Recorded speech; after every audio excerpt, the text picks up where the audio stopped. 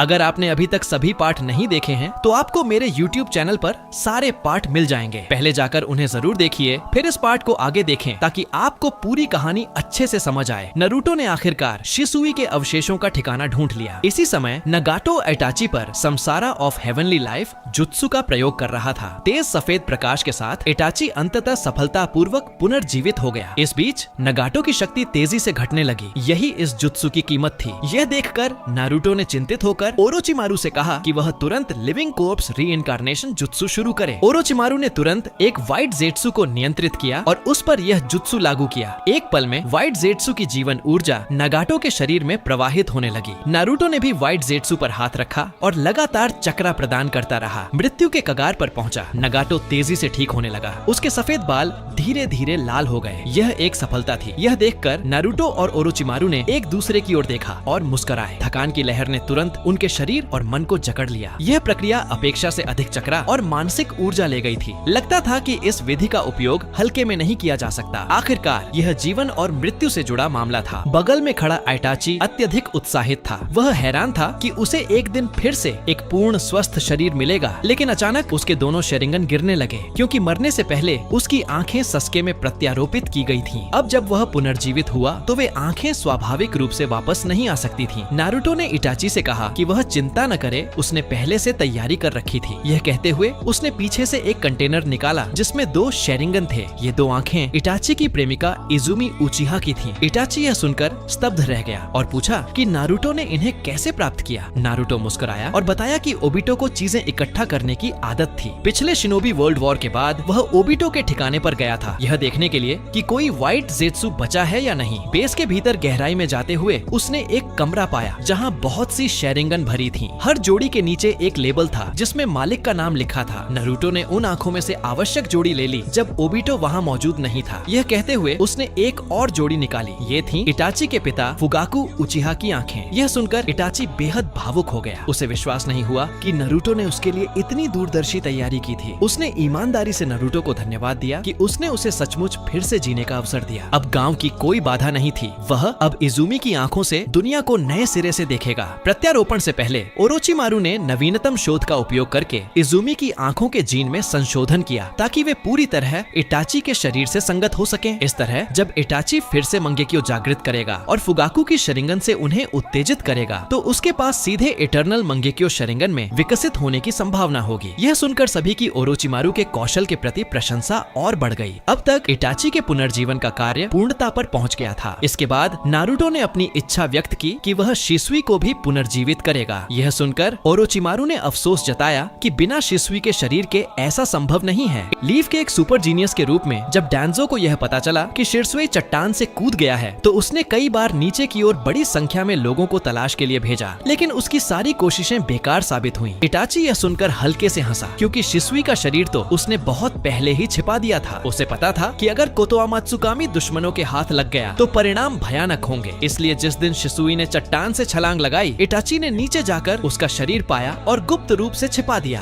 बाद में उसने शिसुई के शरीर को टोत्सुका ब्लेड के अंदर सील कर दिया। यह कहने के बाद इटाची ने तुरंत सुसानु सक्रिय किया और टोत्सुका ब्लेड की सील खोली। सालों बाद भी शिसुई का शरीर आंखों को छोड़कर पूरी तरह सुरक्षित था। ओरोचिमारू ने इटाची की सतर्कता की प्रशंसा की। वह बोला, अब समझ में आया कि मैं कितनी भी कोशिश कर लूं, शिसुई का शरीर क्यों नहीं मिला। यह सुनकर इटाची ने गहरी सांस ली और कहा कि यह लाचारी थी। वह चाहता था कि उसका पुराना दोस्त शांति से विश्राम करे, पर डैंजो और बाकी लोग कभी शिसुई के शरीर को नहीं छोड़ते। यह कहते हुए इटाची ने नारुतो की ओर देखा और शिसुई को उसके हवाले कर दिया। नारुतो की योजना थी कि वही तरीका अपनाकर शिसुई को पुनर्जीवित करे जो उसने इटाची पर इस्तेमाल किया था। शिसुई के पुनर्जीवित होने की कल्पना से इटाची के मन में खुशी और दुख दोनों उमड़ आए। खुशी इस बात की थी कि वह अपने पुराने मित्र से फिर मिल पाएगा, पर दुख इस बात का कि वह अपने उस वादे को नहीं निभा सका कि वह उचिहा नाम और गांव दोनों की रक्षा करेगा। इसके बजाय उसने अपने ही हाथों उचिहा कबीले को नष्ट कर दिया। यह देखकर नारुतो ने उसकी भावनाएं समझ ली। शिसुई को पुनर्जीवित करने से पहले उसने तय किया कि वह पहले इटाची को एक पुराने परिचित से मिलवाएगा। दोनों साथ में अमजेकुरे के ट्रेनिंग ग्राउंड पर पहुंचे। इस समय किसामे अमजेकुरे के निचले दर्जे के निंजा को प्रशिक्षण दे रहा था। इटाची यह देखकर हैरान रह गया कि किसामे भी अमजेकुरे में है। उसने पीछे से उसे पुकारा। यह परिचित आवाज सुनकर किसामे की आंखें तुरंत चौड़ी हो गईं। उसने आवाज की दिशा में सिर घुमाया। उसे पता चला कि आवाज सच में इटाची की ही थी। इटाची को जिंदा देखकर किसामे पूरी तरह से चौंक गया। क्या मिस्टर इटाची अपने भाई से लड़ाई के बाद मर नहीं गया था? इटाची मुस्कुराया और उसे सब कुछ समझाया। उसने यह भी कहा कि अब से वह अमाजिकुरे में रहकर नारुतो की मदद करेगा। यह सुनकर किसामे मुस्कुराया। उसने कभी नहीं सोचा था कि उसे फिर से मिस्टर इटाची के साथ मिशन पर जाने का मौका मिलेगा। दोनों कुछ देर तक एक दूसरे को देखते रहे और फिर जोर से हंस पड़े। इटाची का किसामे की सोच पर गहरा प्रभाव था। आज की शिनोबी दुनिया में केवल वही था जो ठंडे और निर्दयी किसामे की भावनाओं को जगा सकता था। अपने पुराने दोस्त से मिलने के बाद इटाची अब शिरसुए से मिलने के लिए तैयार था। कुछ दिनों के आराम के बाद सब लोग फिर से ओरोचिमारू की प्रयोगशाला लौटे। जैसे इटाची को पुनर्जीवित करते समय हुआ था। जब ओरोचिमारू और नारुतो तैयार हो गए, नगाटो ने Samsara of heavenly life technique का प्रयोग शिरसुए पर किया। एक पल में सफेद रोशनी ने शिरसुए के शरीर को ढक लिया। सब कुछ ठीक ठाक लग रहा था, लेकिन नारुतो को स्पष्ट रूप से महसूस हुआ कि नगाटो पिछली बार से कहीं तेजी से कमजोर हो रहा है। यह पुनर्जीवन तकनीक भले ही उचित लगे, लेकिन उपयोगकर्ता पर इसका बोझ लगातार बढ़ता जा रहा था। जैसे ही समसारा ऑफ हेवनली लाइफ तकनीक पूरी हुई, ओरोचिमारू ने तुरंत व्हाइट जेत्सु को नियंत्रित किया और लिविंग कॉर्प्स रीइंकार्नेशन टेक्निक को नगाटो पर लागू किया। उसने भी देखा कि नगाटो पहले से बहुत कमजोर हो गया था, इसलिए वह जल्दी में यह तकनीक प्रयोग कर रहा था। डर था कि अगर एक सेकंड भी देरी हुई तो नागाटो मर जाएगा। व्हाइट जेत्सु की जीवन शक्ति के संचार से कमजोर नागाटो धीरे धीरे ठीक होने लगा। ओरोचिमारू ने राहत की सांस ली। वह अपने इस उत्कृष्ट कार्य को देखकर संतुष्ट हुआ। नारुतो मुस्कुराते हुए नगाटो के पास गया और बोला, आपने बहुत मेहनत की बड़े भाई। क्या इस बार और पिछली बार की तकनीक में कोई फर्क है? नगाटो महसूस कर सकता था कि उसकी रिनिगन की शक्ति काफी घट गई थी। लगता था कि यह तरीका बार बार कम समय में इस्तेमाल नहीं किया जा सकता। भले ही लिविंग कॉर्प्स रीइंकार्नेशन तकनीक से उपयोगकर्ता का जीवन बढ़ाया जा सकता है, लेकिन आंखों की शक्ति जल्दी वापस नहीं आती। फिर भी नगाटो ने यह बात नारुतो को नहीं बताई, क्योंकि वह अब भी यहीको को पुनर्जीवित करने के बारे में सोच रहा था। भले ही उसे अपनी दृष्टि खोनी पड़े, वह यहीको को इस दुनिया में वापस लाना चाहता था। इसी समय जमीन पर लेटे शिरसुए की उंगली हल्की सी हिली। यह देखकर इटाची तुरंत झुक गया और उसका हाथ पकड़ लिया। उसे पुकारते हुए कहा। इटाची के लिए शिरसुए सिर्फ एक दोस्त नहीं, बल्कि एक मार्गदर्शक भी था। इटाची की आवाज सुनकर शिरसुए बैठ गया और हैरान होकर पूछा, क्या तुम हो इटाची? क्योंकि उसकी मौत से पहले उसकी दोनों आंखें निकाल ली गई थीं। शिरसुए अब अंधा था। जब इटाची ने शिरसुए को अपना नाम पुकारते सुना, उसकी आंखों से आंसू बह निकले। उसने शिरसुए को कसकर गले लगाया। गले में रुंधे शब्दों के साथ बस जोर जोर से सिर हिलाता रहा। भले ही शिरसुए इटाची का चेहरा नहीं देख सकता था, लेकिन एक सेंसरी टाइप निंजा होने के नाते वह स्पष्ट रूप से इटाची का चक्र महसूस कर सकता था। थोड़ी देर की गर्माहट के बाद शिरसुए ने उलझन में पूछा, क्या मैं पहले से मर नहीं गया था? अब मैं तुम्हें कैसे देख पा रहा हूँ इटाची? जैसे ही उसका शरीर पूरी तरह से ठीक हुआ, उसने बाकी सबका चक्र भी महसूस किया। ओरोचिमारू का चक्र महसूस करते ही वह तुरंत सतर्क हो गया। वह इटाची के आगे खड़ा हो गया और उसे थोड़ा पीछे हटने को कहा। ओरोचिमारू ने टिप्पणी की कि शिरसुए सच में उचिहा नाम के योग्य है। कई बार पुनर्जीवित होने के बाद भी वह इतनी जल्दी ओरोचिमारू का चक्र पहचान गया। शिरसुए ने गंभीरता से जवाब दिया, ओरोचिमारू बहुत पहले से तीसरे होकागे की विशेष निगरानी में था, इसलिए मैं उससे बहुत परिचित हूँ। इटाची ने शिरसुए को मुस्कुराते हुए समझाया, मिस्टर ओरोचिमारू अब हमारा साथी है। यह सुनकर शिरसुए हैरान रह गया। अचानक उसे अपनी गर्दन पर ठंडक महसूस हुई और अगले ही पल वह जमीन पर गिर पड़ा। ओरोचिमारू ने एक विशेष दवा का उपयोग किया था, जिससे शिरसुए अस्थायी रूप से बेहोश हो गया, क्योंकि उसे अभी उसकी आंखों का ट्रांसप्लांट करवाना था। नारुतो ने शिरसुए की दोनों आंखें बाहर निकाली। अनुभवी ओरोचिमारू ने तुरंत ऑपरेशन पूरा किया। यह देखकर इटाची ने लंबी सांस ली और कहा, किसे पता था कि एक दिन शिरसुए की आंखें फिर अपने असली मालिक को मिलेंगी। आधे दिन बाद शिरसुए आखिरकार जाग गया। उसे महसूस हुआ कि उसकी आंखें हिल रही हैं। जब उसने आंखें खोली तो सबसे पहले उसने इटाची का चेहरा देखा। इस क्षण उचिहा शिरसुए ने एक बार फिर इस दुनिया को अपनी आंखों से देखा। दोस्तों, अगर आपको ये वीडियो पसंद आया हो तो नीचे हाइप बटन दबाना मत भूलो। अगर वीडियो को लाइक और शेयर करना बिल्कुल मत भूलिएगा। और हाँ, पार्ट 19 मिस न हो, इसके लिए चैनल को सब्सक्राइब जरूर कीजिए। आपका प्यार और सपोर्ट ही हमें और भी रोमांचक कहानियां लाने की ताकत देता है। यहीं पर इस वीडियो को खत्म करते हैं। मिलते हैं अगले पार्ट में।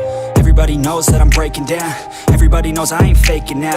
Everybody knows my heart's vacant now. Yeah, she hates me now, I made mistakes but now I don't ever wanna be alone. I don't really ever feel at home. On my own, in the zone, that's the only way I know. Feeling low, about to blow back up. Here I won't ever let the doubt creep in. Gotta pop a couple more aspirin. I don't think I'll ever let you in. Easier to break it off best friends. I don't really understand myself. I don't really understand, need help. I don't wanna be left on the shelf. Couldn't even hear me if I yelled. It's so cold.